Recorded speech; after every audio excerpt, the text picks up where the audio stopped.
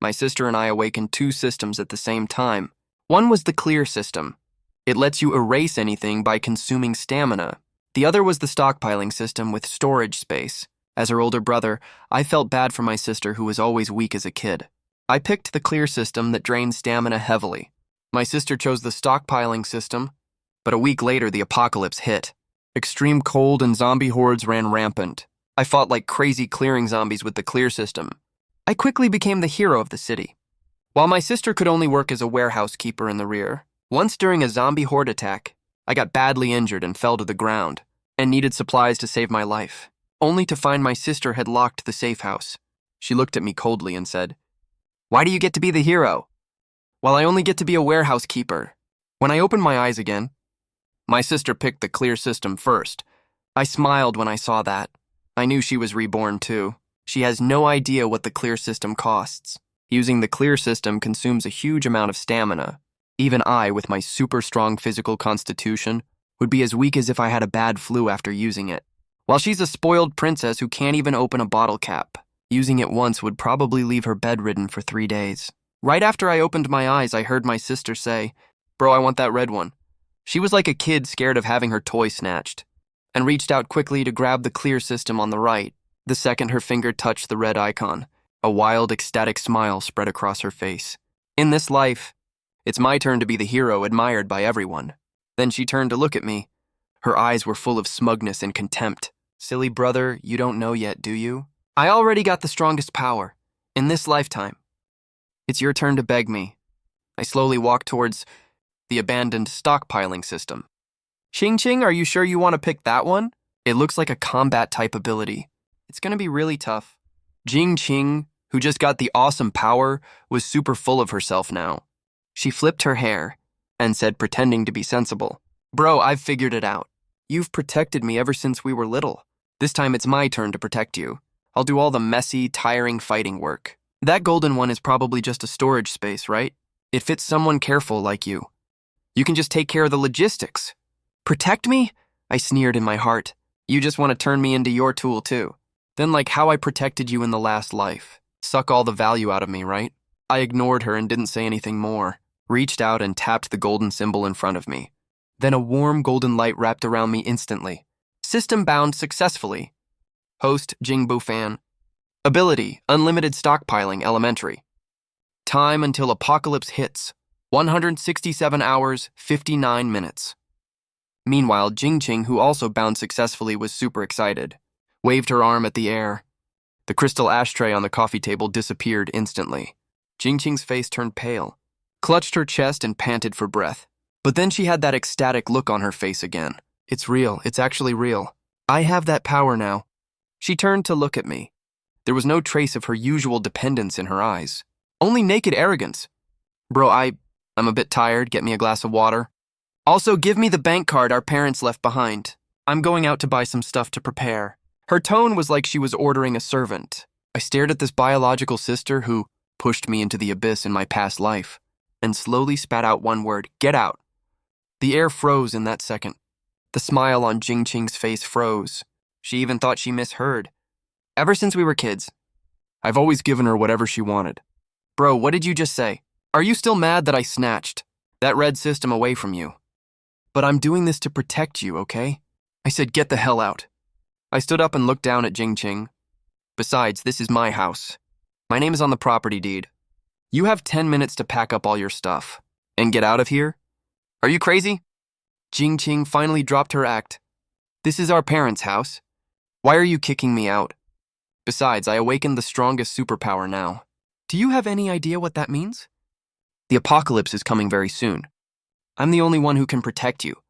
If you piss me off now, even if you beg me later, I won't even lift a finger to help you." She was way too confident, thinking I would still kiss up to her like I did in the last life. I smiled and stepped closer to Jing Ching until I backed her into the corner.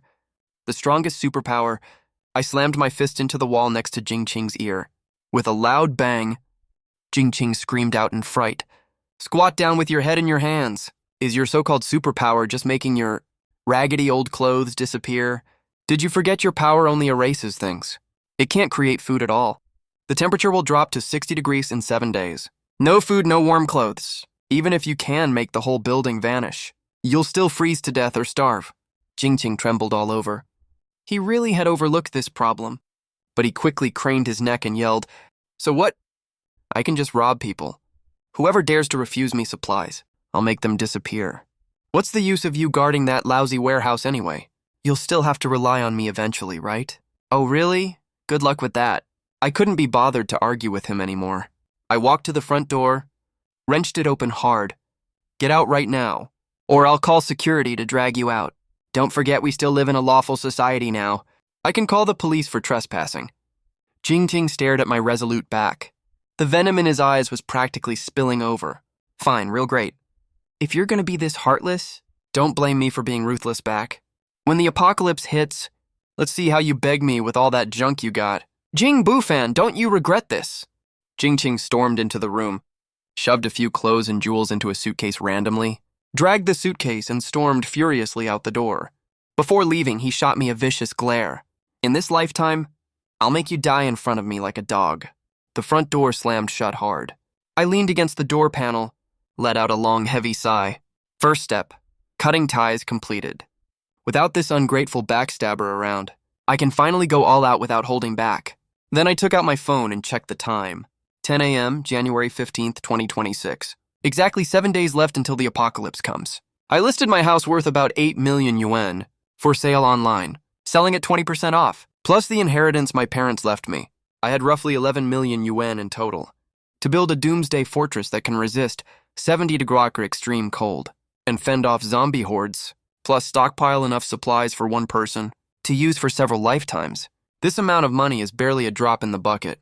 Then I called the bank, mortgaged all my company shares and my current house, then called several private lending services. After that, I maxed out all major online lending platforms and all my credit cards. I was like a crazed gambler. In just one afternoon, my available funds reached 16 million yuan. That's about enough.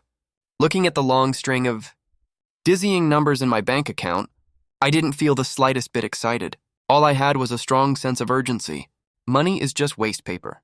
Only when exchanged for supplies can it save lives. I drove the off-road vehicle that I hadn't gotten around to selling straight to the suburbs. My goal was very clear. The abandoned cold chain logistics park in the west suburb. It used to be the largest cold storage base in the city. It was abandoned after the boss ran off with all the money. The location is very remote. The surrounding terrain is open, easy to defend, hard to attack. In my past life, it was occupied by a gang and became one of the largest survivor bases in the later stage. In this life, it's mine. I found the old man guarding the site, directly pulled out 20,000 yuan in cash, told him I wanted to rent it for 2 weeks, to set up a horror escape room venue, no contract needed. I just want the keys. Looking at the thick stack of red bills, the old man grinned so wide his dentures almost fell out. He handed over the keys without hesitation. The second I got the keys, I locked the front door from the inside and walked into the huge underground cold storage. Though it had been abandoned for 2 years, since it's 10 meters underground, it was still cold and damp inside. It covers an area of about 3,000 square meters, with a ceiling height of 8 meters. System, scan current space. I recited silently in my head. Scan complete. Semi-enclosed underground space detected. Meets basic conditions for safe house renovation. Do you want to enable space anchoring? After anchoring, this space will serve as a supply transfer station for the real world.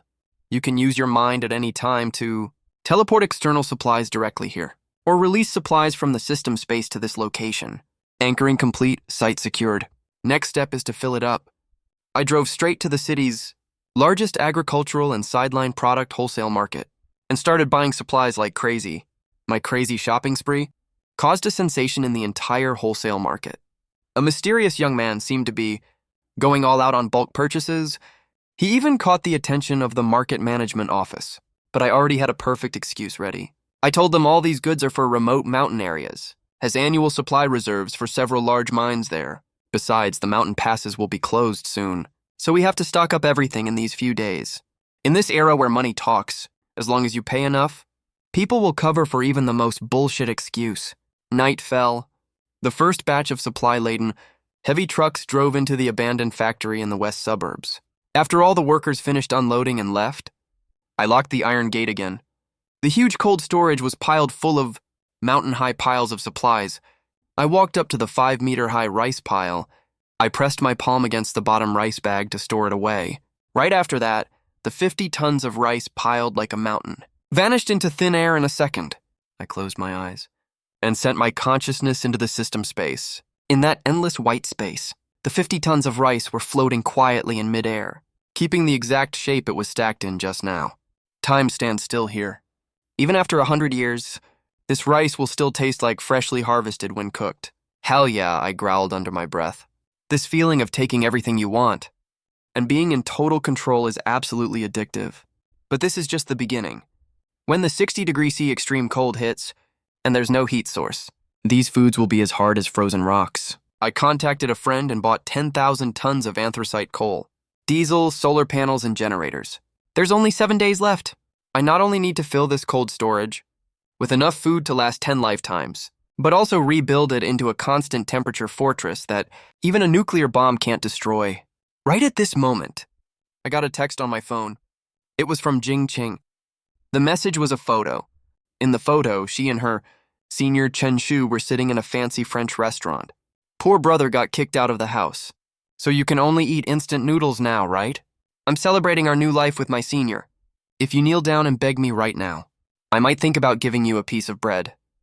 I stared at the screen. A mocking smile tugged at the corner of my mouth. Eat up, eat as much as you want. This is the last meal you two will ever have in your lives that can actually be called a proper human meal. I casually replied with 2 words, dress warm, then blocked her and turned off my phone right away. I stood on the suspended iron corridor on the 2nd floor. Dozens of workers were like worker ants, busily working inside the belly of this steel behemoth. Boss, don't you think your requirements are a bit too much? The one who spoke was Lao Hei. He used to be the most resourceful contractor around. Now staring at the densely packed blueprint in his hand, Lao Hei had a super constipated look on his face. Install 50 some thick aerospace-grade aerogel insulation layer all over the interior. And on top of that, line the interior with 2 layers of 20mm bulletproof steel plates. With these specs, are you defending against an atomic bomb or Godzilla? Also, you want all the original vents sealed completely, leaving only 2 that are fitted with nuclear, biological, and chemical filtration system air intakes. Lao Hei wiped the sweat off his forehead. Buddy, this is gonna cost a fortune. The money's already been transferred to your account. That's a 5 million RMB advance payment. I want you to finish the work in 3 days. All materials must be in stock.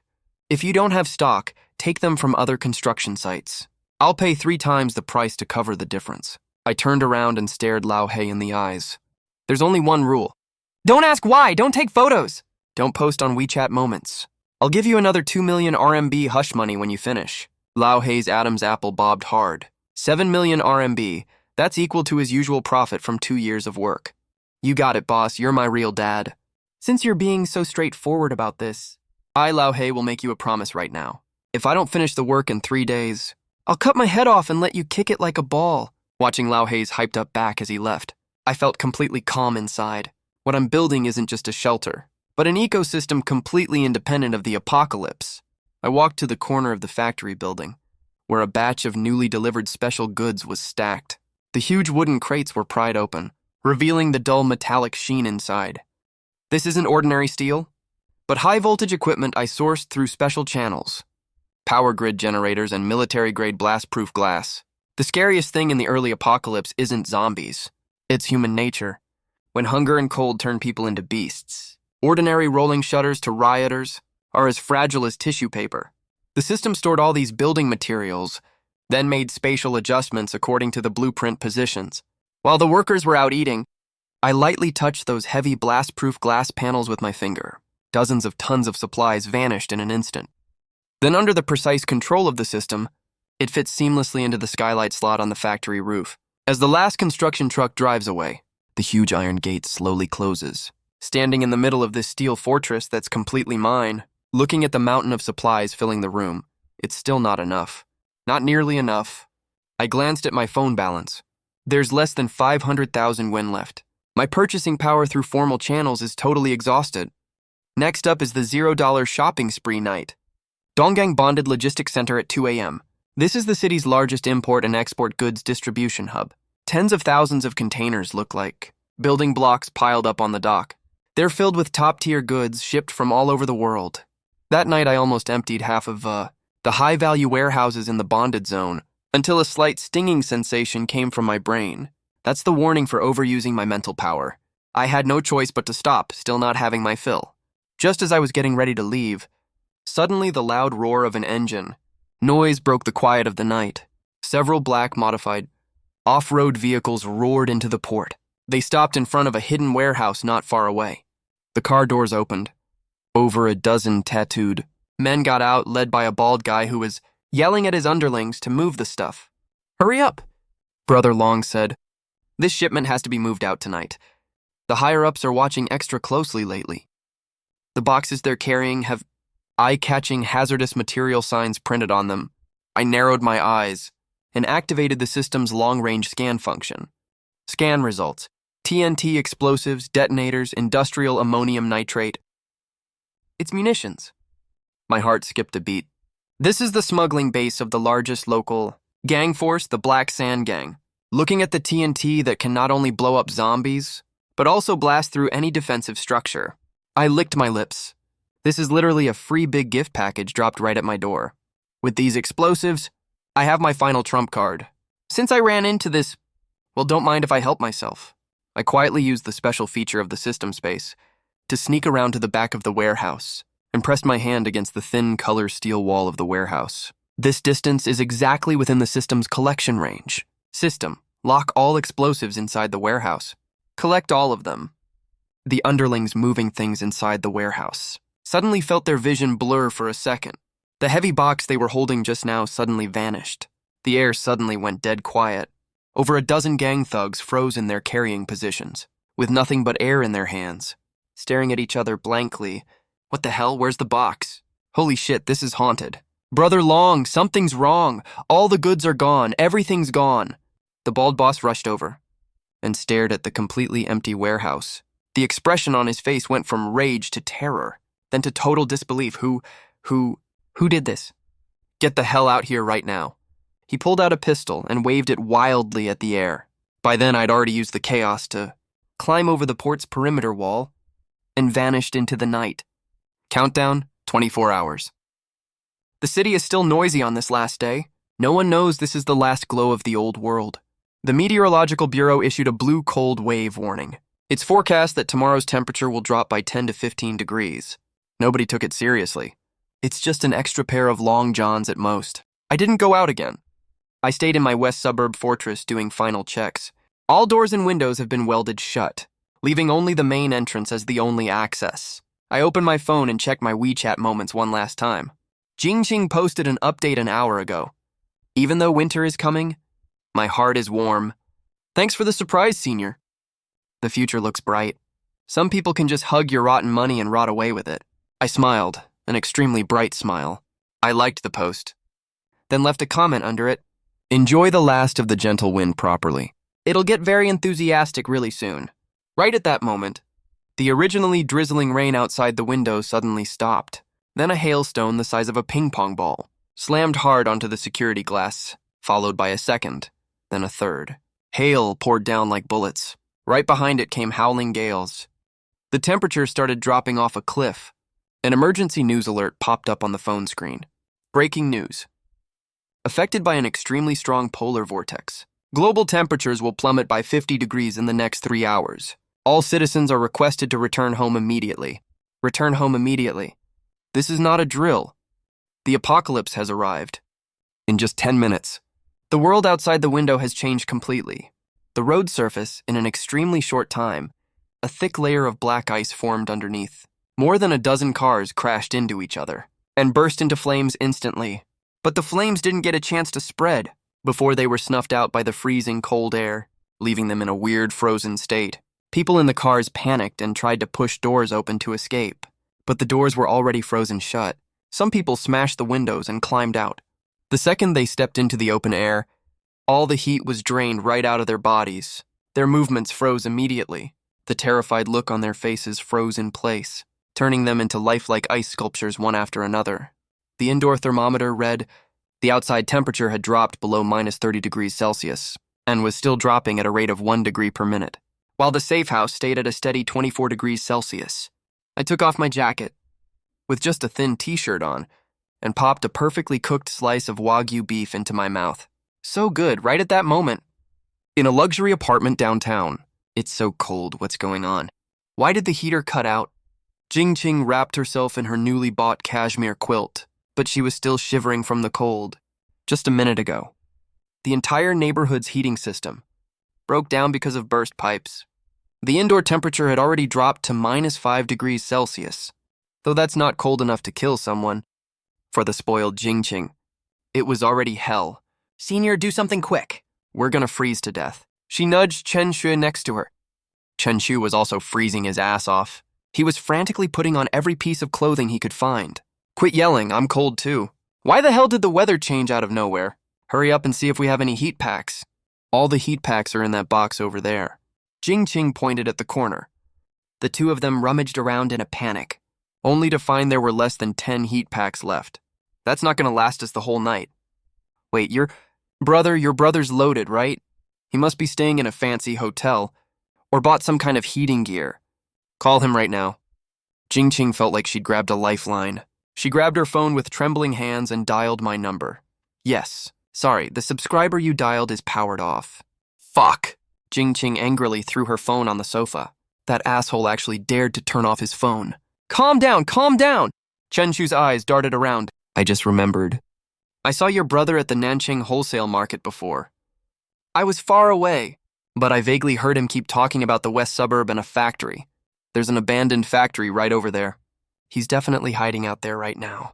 Let's go find him. It's snowing so hard outside right now. Jing-Ching looked at the terrifying blizzard outside the window and hesitated. If we don't go, we're just waiting to die. This snow isn't going to stop anytime soon. In a couple more hours, all the pipes in the house are going to freeze and burst. We have a car. The car has a heater. Once we find your brother, with your system and my brains, we can easily take him down. All his supplies will be ours. Greed won out over fear. The two wrapped themselves in all their clothes and struggled downstairs, and hopped into the car. The car started up. The second the warm air blew out, both of them let out a sigh of relief. Let's go. To the west suburb. A cruel glint flashed in Jing-Ching's eyes. When we meet Jingbufan, I'm gonna make him kneel in the snow and apologize to me, and beg me to forgive him for his previous rudeness. Meanwhile, at the west suburb, I was staring at a corner of the monitor screen, where a few stray dogs were huddled together shivering. Suddenly, one of the dogs started convulsing violently, its eyes instantly filled with blood, turning bright red. A shrill, inhuman howl rang out across the wilderness. The mutated zombie dog lunged violently at the dog next to it. Blood splattered all over the snow and froze into red ice crystals instantly. This isn't a normal virus. It's the hunger cold virus. They aren't afraid of the cold. They get even more excited the colder it gets. I put down my chopsticks. It's finally here. I stood up and walked to the control panel and pressed the red button. Level 1 combat defense mode activated. The first line of defense around the factory, high-voltage power grid, was powered up instantly. Blue arcs of electricity crackled in the wind and snow. I picked up my wine glass and raised it in a toast to the blizzard on the monitor. Welcome to hell. My guests, the blizzard in the west suburb has turned into a white disaster. Visibility is less than 5 meters. A white BMW X5 moves like a drunk man, creeping slowly on the road covered with half a meter of snow. Why aren't we there yet?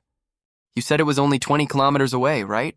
Jing-Ching is sitting in the passenger seat, wrapped in 2 down quilts, still chattering her teeth madly from the cold. Stop yelling. Chen Shu's hands on the steering wheel have lost all feeling, covered all over with purplish frostbite. Navigation says it's just up ahead, damn it. I can't see the road at all. A crisp crack sounds. The car lurches downward sharply, then dies completely. The chassis is stuck on a hard ice rock in the middle of the road. The car broke down. Chen Shu slams the steering wheel in despair, only to hit the ice-cold leather cover, making him wince in sharp pain. What? Jing-Ching screams out. Do you want me to die out here?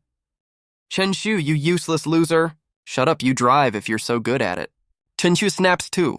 Survival instinct overwhelms his usual fake politeness. Get out of the car. That dark shape up ahead should be the factory. We'll walk there. The two have no other choice at this point. Staying in the car means they'll definitely freeze to death. They wrap the quilts tighter around themselves, like two clumsy penguins. Stumbling into the wind and snow, Jingqing feels like her lungs are gonna freeze and burst. Every breath feels like torture. It's 500 meters, a walk that takes just minutes on normal days. But it took them a full half hour. When that giant steel beast of an abandoned factory comes into view, the two almost crawl to the gate on their knees. But what they see next leaves them stunned. This is no abandoned factory. It's clearly a steel fortress. The old shabby red brick wall is completely covered by a layer of silver-gray metal plating. Yinzi rushes to the huge solid steel gate, pounding on the door madly. Jing Bufan, I know you're inside. Open the door. Brother, it's me, Qing. I'm gonna freeze to death. Hurry up and open the door to let me in. Jing Bufan, this is Chen Xu. We're family. How can you leave us to die? The two scream at the top of their lungs. Their voices are quickly swallowed by the howling wind. Inside the house, I'm sitting on a huge leather sofa. In front of me is a whole wall of surveillance screens. On the feed, two blurry thermal, imaging red figures are pressed against the gate, like two pathetic flies. I'm holding a glass of freshly decanted Lafitte, swirling it gently in the small copper pot next to me. Spicy red oil is bubbling, giving off an irresistibly spicy aroma. System, turn on the external speaker. A faint mechanical voice activated. The speaker outside the gate makes a static noise, making the two jump in fright. Then a lazy, calm, even slightly amused voice cuts through the wind. Who's there? Don't you know disturbing people at midnight is illegal? Hearing that voice, Jingqing bursts into tears instantly. Brother, it's me. I'm your little sister. Hurry up and open the door, it's freezing outside. We're gonna die. Little sister? My voice says unhurriedly, followed by a loud slurp. Tsk, this duck intestine is a little overcooked. Who did you say you were again? Jingqing almost chokes outside the gate.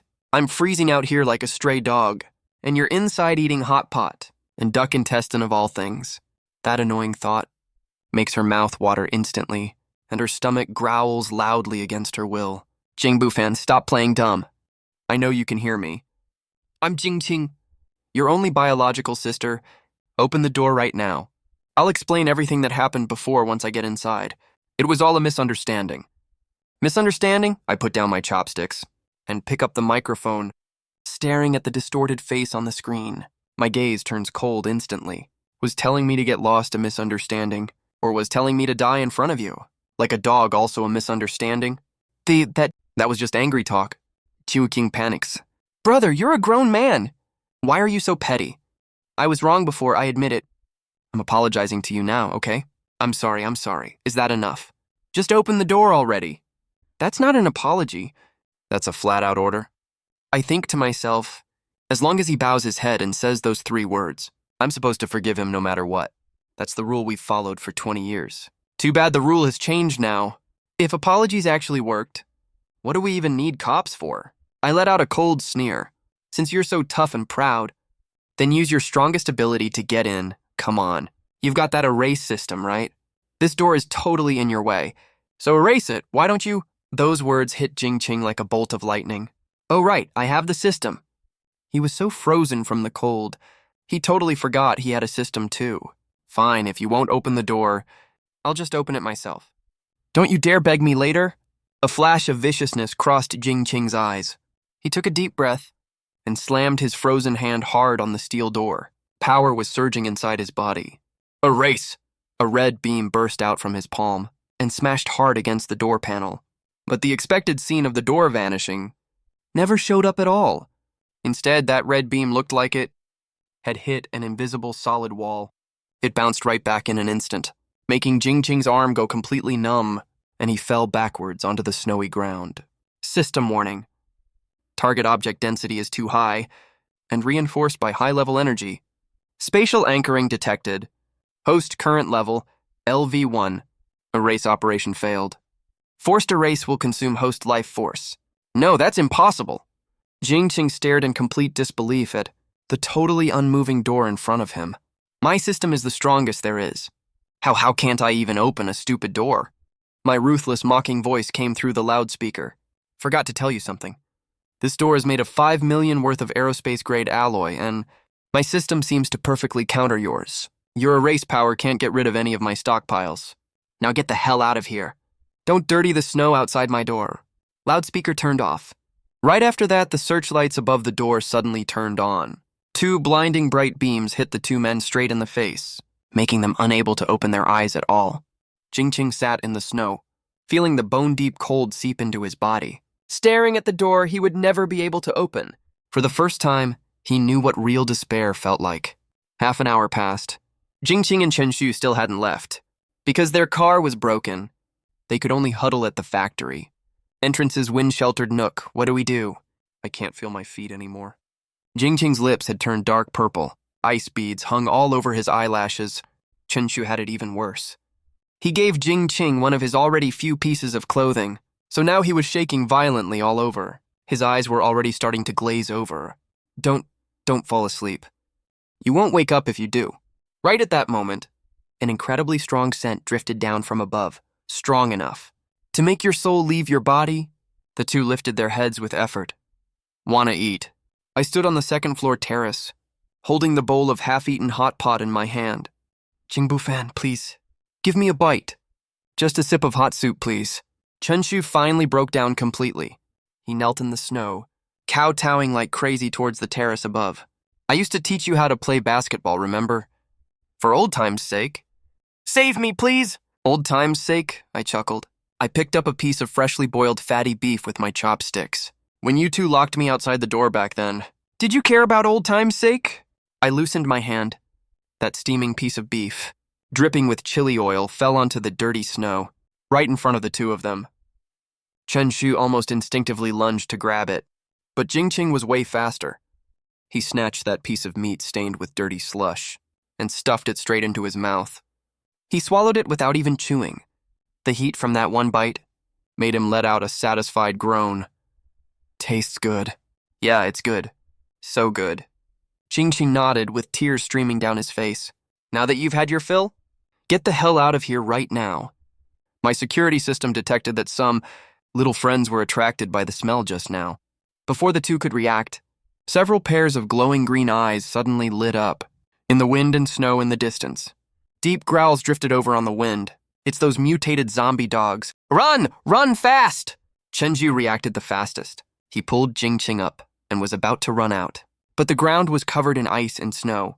Both of them slipped hard under their feet. They fell hard and ate dirt. The first zombie dog was already lunging at them. Its gaping jaws went straight for Chen Shu's thigh. Help! Jingbufan, help! Chen Shu let out a blood-curdling scream. He kicked at the dog like crazy, but the thing couldn't feel pain at all. At this critical moment, a vicious glint flashed in Chen Shu's eyes. He grabbed the police flag next to him abruptly and shoved it hard into the dog's mouth. Then he used the momentum to roll aside. Senior, what are you doing? Jingqing screamed in horror. He watched as that stinking, huge mouth was about to bite his neck off. At the moment of life and death, his will to live overpowered his fear. Jingqing stared hard at the dog head lunging at him. That red icon in his mind was flashing like crazy. He roared in his head. Disappear right now? That huge Tibetan Mastiff head was just 1 centimeter away from Jingqing's nose, when it was erased out of nowhere, leaving only half of the headless dog corpse. It slammed down hard on Jingqing's body. The impact almost made him cough up blood. Host killed level 1 mutated creature. 10 EXP gained. Physical exhaustion warning. Jingqing felt all his strength drain away in an instant. His vision went black. He almost passed out. But he survived. This little show is kind of fun. I put down the binoculars in my hand. A playful glint crossed my eyes. Since you don't want to leave, I'll show you a way out. My voice rang out again. It carried a devilish, seductive tone. Walk 200 meters east. There's a security booth there. It used to be the janitor's quarters. The glass is all broken, but at least it has a roof. It's your only chance to survive tonight. Right after that, the window closed completely, leaving only the two shivering people in the dark, and the growing number of glowing green eyes around them. Let's go to the security booth. Jingqing pushed the dog corpse off him and stumbled to his feet. He didn't even spare Chen Shu a glance. He would never forget that shove just now. The two of them made it just before the zombie dogs surrounded them, scrambling madly towards the rundown security booth. The security booth was tiny. It was drafty on all sides. They used discarded wooden planks and tattered old newspapers to block the windows as best they could. They collapsed on the dusty floor, gasping for air. Ching Ching. Are you okay? Chen Shu leaned over to grab Jing Ching's hand. He had an ingratiating smile on his face. Earlier I was trying to push it away. Not you? Don't get me wrong. Get lost. Jing Ching shook his hand off coldly. After what just happened, that naive, innocent little flower act finally had a crack in it, revealing his selfish, cold-blooded true nature underneath. Don't think I don't know what you're up to, Chen Shu. I only put up with you before 'cause you're hot. And get good grades. Now you're just useless trash. Jing Ching leaned against the wall, eyes closed, regaining his strength. From now on, if you so much as touch me again, I'll blow your head off just like that dog.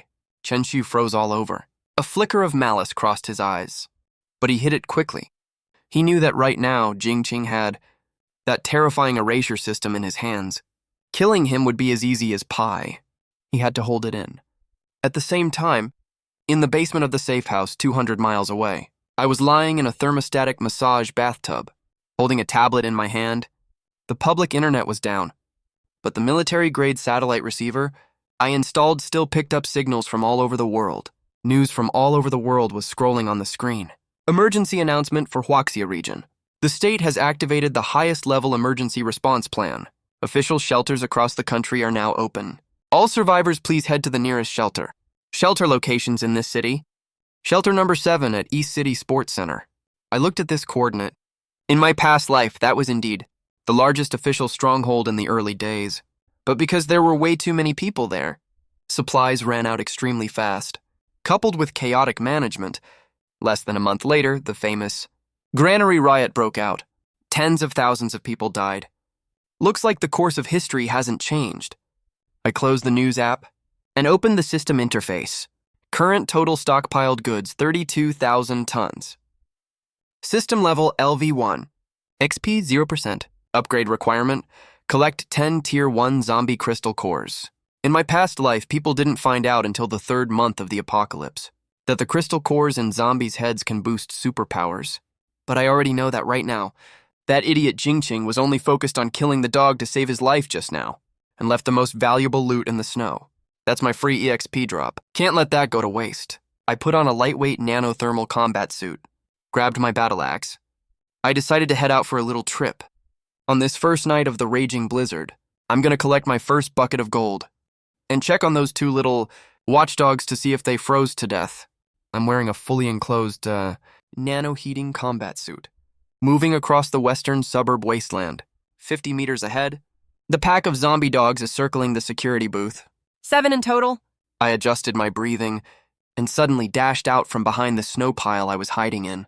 The first zombie dog was still growling at the security booth. It didn't even have time to react.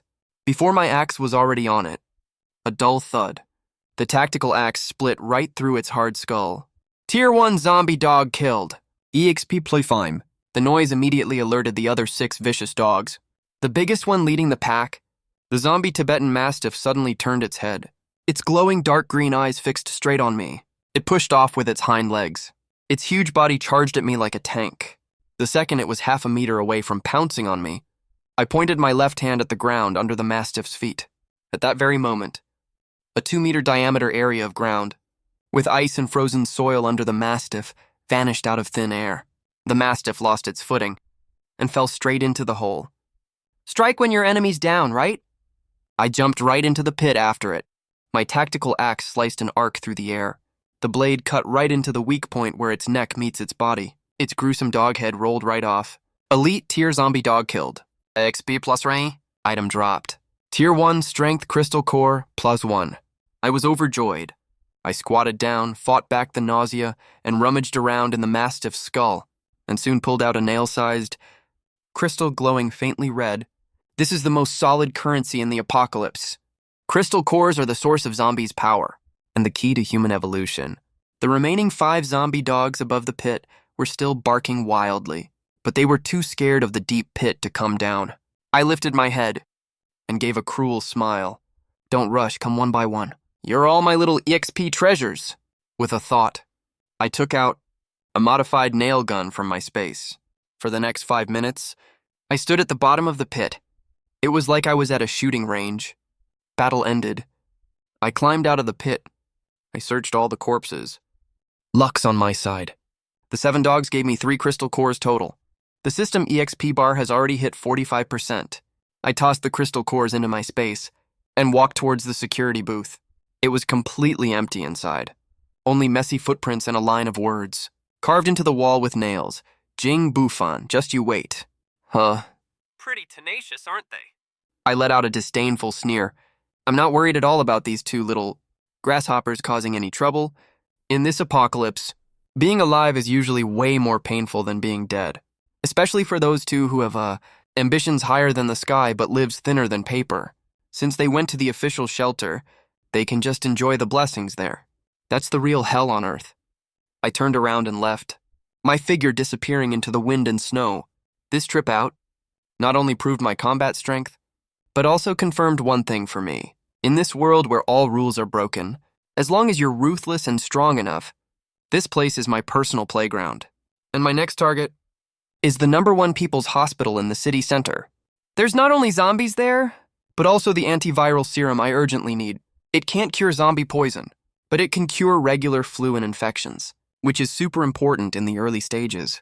At the same time, at the East City Sports Center, it's already been converted into a temporary shelter. Thousands of survivors are crowded at the entrance. Crying, swearing, and cries for help are all mixed together. Fully armed soldiers look nervous as they maintain order. Stop pushing, line up properly. Go through the temperature check. Anyone with wounds will be isolated immediately. Supplies are limited. Each person can only get 1 bowl of porridge per day. If you want to get enough to eat, go sign up for the search and rescue team. Jingxing and Chen Xu huddled in the crowd, looking completely disheveled and miserable. Hey, stop right there, what do you think you're doing? A soldier stopped the 2 who were trying to cut the line. I'm an awakened. Jingqing felt like she'd grabbed a lifeline. She waved her hands wildly and yelled at the top of her lungs. I have superpowers. I'm special. Let me in. I need to see your commanding officer. The awakened soldier froze for a second. The higher-ups did send out a notice, saying we need to screen for people with special abilities, but way too many people have tried to fake it these past few days. Prove it, the soldier said coldly. Ginger took a deep breath. Fighting off the dizziness from exhaustion and hunger, she turned to a giant road barrier boulder by the curb and held out her hand. Disappear. A flash of red light glowed. That several 100-kilogram boulder vanished into thin air instantly, like it had never existed at all. The surrounding crowd went dead silent right away. The soldier's pupils constricted violently. He grabbed his walkie-talkie immediately. Found and awakened at the district entrance, not spatial type. It's an erasure type, requesting instructions. 5 minutes later, Jingqing and Qinxu were escorted into a warm office. Sitting behind the desk was a middle-aged man wearing a military overcoat. He looked Jingqing up and down and asked, Your ability is erasure. Supervisor Wang twirled a pen in his hand. How big of an object can you erase? Can you erase living people? I can erase anything within a 2-meter diameter. Jingqing finally felt the heating around her, so she spoke a bit more smoothly now. I can kill living people too. On the way here just now, I killed a mutated Tibetan Mastiff, sir. I'm a combat-type ability user. I want a private room. I want to eat meat. Supervisor Wang laughed, like he'd just heard the funniest joke ever. Combat-type little girl. You think you're invincible just 'cause you killed 1 dog? He stood up and walked to the window, pointing at the dense zombie horde outside. There are tens of thousands of zombies out there. Your ability can only take out 1 target at a time, and you'll collapse from exhaustion after using it a few times. It's worth jack shit on the battlefield. A sniper can do the same thing with 1 bullet. Why would we send you to die for no reason? Jingqing's face stiffened immediately. But then, Supervisor Wang changed the subject, his gaze falling on the snow-covered runway outside. Your ability isn't great for killing monsters, but it's perfect for other jobs. The roads are blocked by heavy snow right now. Supply trucks can't get in. And the airport runway is buried under snow, too. We need to clear a lifeline route. Your ability is literally a godsend for shoveling snow. What? Jingqing felt like she'd been deeply humiliated. I'm the female lead with a cheat ability. I'm destined to be the queen of the apocalypse. You want me to work as a cleaner? No way. I'm an ability user. How dare you humiliate me like this? No? Supervisor Wang's smile vanished instantly. No work, no food around here? Even awakened get paid according to their work. You can choose not to work, then get the hell back out into the snow. He waved his hand. The two soldiers beside him stepped forward immediately, their guns slightly raised. Chen Shu's legs went weak from fear. He quickly grabbed Jingqing's sleeve and gestured wildly at her. Jingqing, don't be impulsive. Stay first. Just worry about staying alive for now. Jingqing stared at the dark gun muzzle, then thought of the hellish cold outside. Her pride shattered. I'll do it. She gritted her teeth and bowed her head in humiliation. Half an hour later, Jingqing was assigned to the special cleanup team, ID number 098. Her job was pretty simple. Stand in front of the engineering vehicle and direct her ability at the 1 meter thick snow and rubble ahead non-stop. Every time she erased a section of the snow wall ahead, the convoy moved forward a bit. Every time she used her ability, she felt like all her energy was completely drained. Hurry up. What are you dawdling for? The convoy behind is waiting. The foreman yelled into a megaphone. The slightest slowdown got you a harsh scolding. Chen Shu, on the other hand, had no abilities at all, so he was assigned to the lowest level porter team. His job was to carry people who'd either frozen to death or been bitten to death to the incineration pit. The stench there was enough to knock you out. Plus, there was a constant risk of getting infected. But to stay alive, to get that half a moldy steamed bun as rations, he could only endure it. Late that night, the two of them collapsed onto a shared bunk under the gym bleachers. Hundreds of people were crammed in here. The smell of sweat and stinky feet is all mixed up. Jingqing stared at his red, swollen, and festering hands. Tears kept streaming down his face. This isn't how it's supposed to go. I clearly have a system. I literally got reborn, for God's sake. He thought of Jing Bufan. He thought of that warm fireplace. Jing Bufan, you must be so smug right now, huh? Jingqing gripped the dirty blanket tightly. His nails dug into his palm. Just you wait. As long as I can make my way up, as long as I can meet the Supreme Commander here, I'll definitely make you spit out everything you took. Right now, outside the entrance of the city's first hospital, the square is packed with frozen hordes of zombies. These things aren't dead yet. As soon as they sense the heat from a living person, they'll wake up right away. System activate silent field. I used a small amount of energy to form a soundproof layer around my body. I used a tiger claw grappling hook to climb straight to the 3rd floor window. The 3rd floor is the pharmacy. There are fewer zombies here. After taking out a few wandering nurse zombies, I walked up to the shelves. I swept my palm over them. Rows of medicine vanished in an instant. When I was halfway through looting, loud gunshots came from downstairs. I walked to the window and looked down. I saw 2 modified armored trucks crash through the hospital gate. 7 or 8 fully armed thugs were shooting at the zombies. The logo on the trucks is a black shark, the Black Shark Gang. It's these guys again. Looks like they also realize how important medicine is. They came to rob under the cover of night. Ugh, of course I run into these assholes. I let out a cold laugh. I didn't hurry to leave. Instead, I found a comfortable position and leaned against the window to watch the fun going on downstairs. The Black Shark Gang has really strong firepower. They cleared a path really quickly, heading straight for the lobby elevator. But the gunshots are way too loud. Not only the zombies on the square, even the ones from the surrounding blocks got drawn over too. Right when the Black Shark Gang members rushed into the lobby, the ground suddenly exploded. A zombie over 3 meters tall, with huge bulging muscles all over its body, burst out from underground. Level 2 mutant tyrant power type. My pupils constricted slightly. Level 2 mutants are appearing already? That's so fast! What the fuck is that monster? The Black Shark Gang members were scared stupid. Several AKs fired at the same time. The bullets hit the tyrant's body and only made a few small splatters of blood. The tyrant roared loudly. It grabbed an abandoned stretcher next to it and threw it like a frisbee. 2 Black Shark Gang underlings were smashed into pulp instantly. The scene got out of control right away. Perfect timing, my eyes lit up. That tyrant's level 2 crystal core can let me level up directly, and there's a high chance I'll awaken a new skill. I waited patiently, waiting for the Black Shark Gang to wear down the tyrant's stamina. 5 minutes later, the lobby went quiet. All 7 Black Shark Gang members were dead, and the tyrant was also heavily injured. It was huffing and puffing heavily, lying on the ground eating corpses to recover from its injuries. Now's the time. I leaped down from the 3rd floor like a shadow. Mid-air, I took a bundle of TNT from my space. I lit the fuse Here's a big present for you. The tyrant opened its mouth wide. It subconsciously thought it was food and bit down on it. I rolled as I landed on the ground and hid behind a load-bearing column. The loud explosion shook the entire building.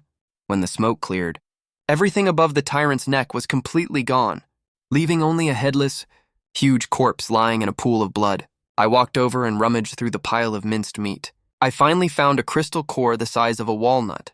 Obtained 1 level 2 power crystal core. High purity energy source detected.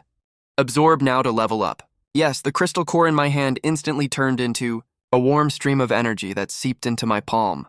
I felt all the bones in my body cracking. Power was surging wildly through me. System upgrade successful. Current level, LV2. New function unlocked, Space Blade, basic. Consumes mental power. Creates a space rift in the real world that's 1 meter in length, ignores physical defense. Can cut through any object. Defense piercing effect. I looked at my palm with a single thought. A pitch-black thin line appeared at my fingertip.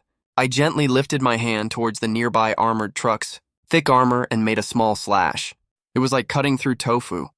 The hard steel plate was directly cut a smooth, clean gash right through it. That's insanely powerful. I retracted my power, pretty pleased with how that went, and looked at the 2 idling armored riot vehicles. The vehicles are loaded with all the supplies the Black Sand Gang looted over the past few days. Thanks, guys. I waved at the corpses on the ground. Load up everything, vehicles and cargo included. This trip to the hospital didn't just get me medicine and a level up. I also scored a huge windfall out of nowhere. This is how the apocalypse is supposed to be. Day 15 of the apocalypse. Official shelter number 7. The air here stopped circulating long ago. The air reeks of sour stench and the moldy smell of despair. This gym used to hold 50,000 people. Now there are fewer than 30,000 left. Order has completely collapsed. When the generator died completely, the last glimmer of civilization faded away too. In the dark, people are no longer human. They're hungry beasts. We have nothing to eat. Open the hatch. The commander's hoarding all the food for himself inside and making us eat tree bark. The riot broke out of nowhere. Thousands of ravenous, red-eyed survivors broke through the guards' defense line. They flooded toward the core management area. Gunshots, screams, and biting sounds mixed into one racket. Jingqing huddled in the corner of the stands. He gripped the already blunted snow shovel tightly in his hand. His past week was worse than death. His once fair hands were covered in frostbite and blisters. That Qing Palace system turned him into a high-intensity coolie. Run, Jingqing. This place is done for. Chen Shu ran over, his face covered in blood. I heard the monster hordes outside have broken through the defenses. This place will be a death trap any second. Run? Where the hell would I go? Jingqing looked despairingly at the blizzard raging outside. It's minus 60 degrees out there. I'll die the second I step outside. Go to the west suburb, find your brother. Chen Shu grabbed his shoulder hard and shook him violently. I figured it out. It didn't work when just the 2 of us went before. But what if we bring these thousands of people with us? No matter how solid your brother's fortress is, do you think it can hold off the military and thousands of lunatics? Qiuxing froze. Chen Shu's voice sounded like a demon's whisper. You know that Supervisor Wang has several armored vehicles and heavy weapons, right? If you tell him that there's an underground bunker in the west suburb full of supplies, with heating and electricity, what do you think he'll do? Jingqing's expression changed. It shifted from despair to venomous resentment, and finally turned into a sort of crazy resolve. Yeah, why the hell am I struggling in hell, while you Jing Bufan get to live comfortably in heaven? If you won't open the door to save me, then I'll bring hell right to your doorstep. If I have to die, everyone's coming with me. Inside the core office, Supervisor Wang was sweating profusely as he ordered his men to destroy documents and prepare to evacuate. Sir, I know a place. Jingqing burst into the room, ignoring the guns pointed straight at him, and yelled loudly, I know where there are supplies. Tens of thousands of tons of supplies. There's also generators and completely safe defensive fortifications. Supervisor Wang whipped his head around and stared daggers at him. What did you say? If you're lying to me, I'll blow your head off right now. I'm not lying. It belongs to my own brother. He's a hoarding ability awakener. He emptied all the cold storage in the city before the apocalypse. It's at the abandoned factory in the west suburb. As long as we take that place, we can survive. Everyone can survive. Supervisor Wang's eyes lit up, with the greedy glint of someone who just found a way out of a dead end. Good, very good. Pass the order down. Listen up, everyone. Anyone who doesn't want to die, anyone who doesn't want to starve. Come with me. Our target is the west suburb. Whoever takes it down can take whatever supplies they want from inside. The news spread through the shelter like a virus. There's a grain depot in the west suburb. Some selfish rich kid hoarded tens of thousands of tons of meat. Charge over there and take everything from him. The rioters who had been killing each other just now suddenly had a common goal. Half an hour later, a convoy led by 5 armored vehicles, followed by more than a dozen modified trucks, with thousands of survivors trailing behind, charged into the blizzard. Jingqing is sitting in the leading armored vehicle, holding a compressed biscuit given by Supervisor Wang. A cruel smirk tugs at the corner of her mouth. Bro, I brought a whole army here to pay you a New Year visit this time. Let's see if you still dare to keep the door closed. Meanwhile, at the very end of the team, the horde of zombies drawn by the scent of living people is following quietly without a sound. The Grim Reaper is closing in. The alarm of the steel fortress didn't go off. Instead, an impassioned symphony of fate is playing. I'm wearing a black tactical windbreaker, standing by the bulletproof floor-to-ceiling window on the 2nd floor, holding a glass of red wine in my hand, overlooking the long wriggling line in the snow far away. You're finally here. Looking at the dense red dots on the monitoring screen, the corner of my mouth lifts up. A warning pops up on the system interface. Large-scale hostile targets detected approaching. Enemy forces. Armored vehicles, X units. Heavy machine guns, 3 units. RPG launchers, 2 units. Awakeners, 12 people, plus over 3,000 armed rioters. Targets following from the rear. Level 1 zombies, 5,000 units. Level 2 mutants, 3 units. They really think highly of me. I take a small sip of red wine. I'm not panicking at all. I'm even a little excited. I've been so bored at home these days, I'm practically growing mold. I do nothing but upgrade my powers and watch old movies. That thrill of dancing on the edge of a knife is the greatest joy of the apocalypse. The convoy stops 500 meters away from the factory. Supervisor Wang's voice comes from the loudspeaker. Listen up, Jingbu fan inside. We are the official search and rescue team of shelter number 7. We are now requisitioning your supplies and shelter in accordance with the law. Lay down your weapons immediately. Open the gate. As long as you cooperate, we can give you the position of special advisor and guarantee your safety. Special advisor. I snort into the microphone. You mean special slave, right? My voice booms across the whole area through the speakers, with undisguised mockery. Supervisor Wang, right? I remember in my past life, oh no, I remember you love slicing up awakeners for research the most. Want to study my space ability this time? Supervisor Wang's face darkens. He didn't expect the guy to be so stubborn and unpersuadable. You refuse the polite offer but choose the hard way, huh? Jingqing, didn't you say you can break the door? Go shout at him. Let me see what family bond is like. Jingqing is pushed forward. She stands on top of the armored vehicle with a loudspeaker. Jingbu fan, you're surrounded. Look at all these people. They're starving to death. You're hoarding so many supplies all by yourself. Don't you feel guilty at all? Open the gate right now, and everyone will remember your kindness, or else when we break in, you'll be torn to pieces. Torn to pieces. I shake my head. Rest my finger lightly on the control console, right above a red button. Oh sis, you're still so naive. You think bringing all these people here can threaten me? No, you're just delivering me roadblocks. Open fire. Supervisor Wang loses his patience. An RPG rocket whizzes towards the factory gate, but right before it hits the gate, an invisible barrier lights up. The rocket hits it like hitting a mirror and turns around weirdly, flying straight towards a nearby truck. The truck that's full of rioters is blown into scrap metal instantly. What? Everyone is stunned. Fight back! Fire at them! Countless bullets pour onto the wall like heavy rain, but they only spark little flames, barely scratching off any of the paint. I snap my fingers. It's my turn now. Then press the button. Defense System Sequence 2. Minefield activated. The rioters at the very front feel the snow under their feet collapse suddenly. Hundreds of landmines explode one after another. The snow is dyed red instantly. Hundreds of people are wiped out immediately. Retreat, retreat now! The crowd panics and pushes backward, but the people behind are still rushing forward. The scene falls into total chaos in a second. Right at this moment, From the snowfield behind comes deafening roars. Thousands of zombies drawn by the explosion, and the scent of blood finally show their fangs. Stimulated by the blood, they pounce on the back of the crowd like mad dogs. Help! Zombies! There are zombies behind us. We're attacked from both sides. Ching, use your power to clear the minefield ahead. Hurry! Supervisor Wang's eyes are red with anxiety. Pressing a gun against Jing Qing's head, Jing Qing is shaking all over with fear. He frantically unleashed his power ahead to clear the area. But the minefield was way too big. His little strength barely made a dent at all. In less than a minute, his nose started bleeding heavily. He collapsed right on the car roof. I can't go on anymore. I really can't. That useless Supervisor Wang kicked him off the car. He climbed into the armored vehicle to turn around and run. But there's no way I'd let him get away. You're already here after all. Might as well leave something behind. I stood on the terrace and raised my right hand. I clenched my fist in thin air at the turning armored vehicle. Spatial power, a visible black crack sliced through the air. There was no sound at all.